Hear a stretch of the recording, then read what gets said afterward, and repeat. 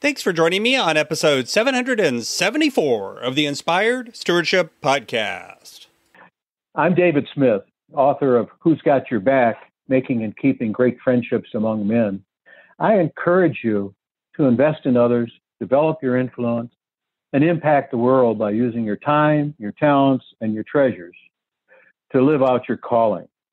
Having the ability to build real, lasting friendships as a man is vital to doing this. And one way to be inspired to do that is to listen to this, the Inspired Stewardship Podcast, with the leadership provided by Scott Mayer.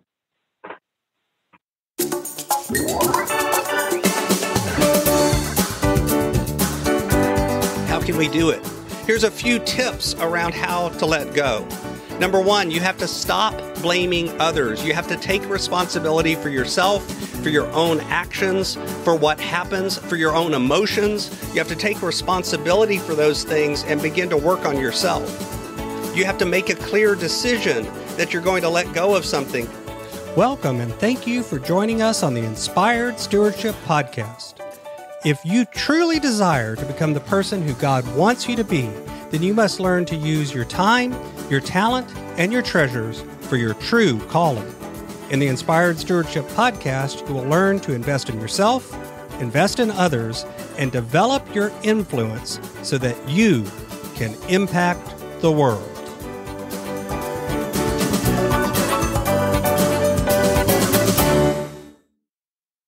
In today's episode about impacting the world through stewarding your talent, I talk with you about letting go of things from the past and able to find your future. I give you some tips on how to actually let go of these things, and I share what happens when you don't. You've heard me talk about developing your talent, and one of the best ways to do that is through books. But if you're like most people today, it's hard to find the time to read. And that's why today's podcast is brought to you by Audible. Go to inspiredstewardship.com/audible to sign up, and you can get a 30-day free trial. There's over 180,000 titles to choose from, and you can pick one and listen your way to developing your talents via Audible. That's inspiredstewardship.com/audible to get your free trial and listen to great books the same way you're listening to this podcast. Coming up on the end of the year, looking at 2020, I think there's a lot of things that have happened to a lot of us this year that really could be described as trauma. We're dealing with a lot of emotions. We're dealing with a lot of frustration. There's all sorts of things that have gone on in the news and in our own personal lives that have created just a feeling of things being out of control, a feeling of frustration, a feeling of fear. And what I wanted to talk a little bit about today is about letting go of things from the past. Whether this is the immediate past or whether this is the distant past, one of the things that we have to do to be able to move forward effectively into the future is let go of things that maybe we're holding on to that aren't the most positive of things to hold on to. I think that's advice that you've probably heard before, where you've been dealing with something or struggling to let something go, and people tell you, you just need to let it go. You just need to get over it. You just need to move on. But that's a lot easier said than done. Because the truth is, we have a tendency as human beings to really try to control things, to really try to hold on to things. We have attachment issues. We get attached to things. And let's talk a little bit about attachment. This is a mental and an emotional fixation on something that we need or want, or at least something that we think we need or want. Sometimes there's things that we get attached to that really are a need. Quite frankly, eating. You need to be attached to eating. You do need to eat to survive. But the truth is, we often then will turn that into a want, where it's no longer about eating, it's about eating out. It's about getting things the way that we want them when it comes to food. It's about eating well in a certain way. And I'm not talking about eating healthy or not healthy. I'm talking about putting some sort of value statement around eating, where eating becomes something that we think creates happiness for us. We get attached to people, we get attached to beliefs or views or outcomes, we get attached to stuff. And we get attached to them because we're afraid that we'll lose them. And if we lose them, therefore we'll now be unhappy, or maybe we won't survive. The problem is that oftentimes that happiness feeling that comes from people and things and stuff is a temporary happiness anyway. Real deep happiness is something different. Happiness is not about you got a new car. Happiness is about the more permanent feelings of satisfaction, the more permanent feelings of recognizing that your life is good. Your life is free from suffering. Your life is happy. You have gratification, not in the temporary, but in the permanent. So if we let go of our fixation on things and our fear that if we lose these things, we'll lose our happiness, if we develop enough faith that we will get the things we need, an abundance mentality, then in a strange way, you actually are happier. You're less attached. You're more able to let go of things.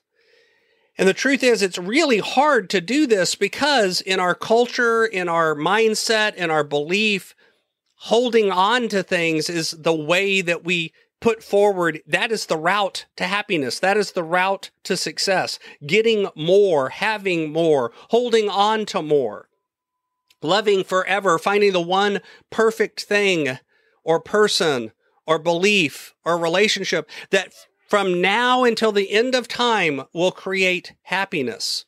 We're afraid of losing those things because we've romanticized these as a permanent way to happiness. But holding on to things is also a habit. Fear of change is also a habit. And we begin to worry about letting go of these things because it affects our identity, affects who we see ourselves to be in the world, the image that we project to other people. Everything becomes tied up in this feeling. And we have this illusion that if we hold on to all of these things, if we control them, if we take control of other people, if we take control of material things, then we'll be happy because we're able to make all the circumstances be exactly the way we want them to be. And they'll stay that way forever. But the truth is, the only thing that is constant is change. It will change. The only thing you have control over is yourself. And you have to begin to learn to let go of these things that you don't have control over, which is pretty much everything else. As you learn to let go, it gives you a sense of freedom. It gives you a sense of happiness. It allows you to have better and deeper relationships with people because you recognize that they are free to grow as well, and it allows you to continue to grow. So if letting go is hard, how can we do it? Here's a few tips around how to let go. Number one, you have to stop blaming others. You have to take responsibility for yourself, for your own actions, for what happens, for your own emotions. You have to take responsibility for those things and begin to work on yourself. You have to make a clear decision that you're going to let go of something. I like to write that decision down. I've decided to let go of this, whatever it is. I realize it's holding me back, and I am making a commitment to letting go of it, and then post that somewhere. But the idea is to make that decision and make it very emphatically and clearly with yourself. And you also have to begin to trust and have faith that the future will be okay. That letting go of some of these things will actually allow you to be better. And if something has gone wrong, you need to learn the lesson and then move on so that you can continue to grow. You need to leave it behind you. Meditate, develop other sorts of ways of looking at things. Create some physical distance between you and the person or the place or the thing. Create a mantra or something that you repeat to yourself that helps you move on and quickly find that. and you need to be gentle with yourself. Find the things that you're grateful for and focus on those. It's okay to feel negative. It's okay to feel angry. It's okay to feel hurt, but recognize that feeling, acknowledge it, and then let go of it and move on. Because when you don't do that, then you have the opposite of those things I shared early. You have less freedom. You have worse relationships. You have more stress. You have more anxiety. You have more pain. And those are the things that don't lead to happiness and long-term growth. So learn to let go so that you can move on and grow. Thanks for listening.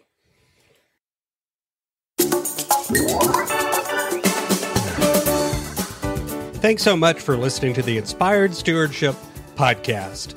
As a subscriber and listener, we challenge you to not just sit back and passively listen, but act on what you've heard and find a way to live your calling. If you like this episode on the stewardship of talent, you can go over to inspiredstewardship.com/talent and sign up for our 5-week series on the stewardship of talent. Or if you're in the U.S., you can text 44222 talent tips. That's talent tips to 44222 and get those tips. Until next time, invest your time, your talent, and your treasures. Develop your influence and impact the world.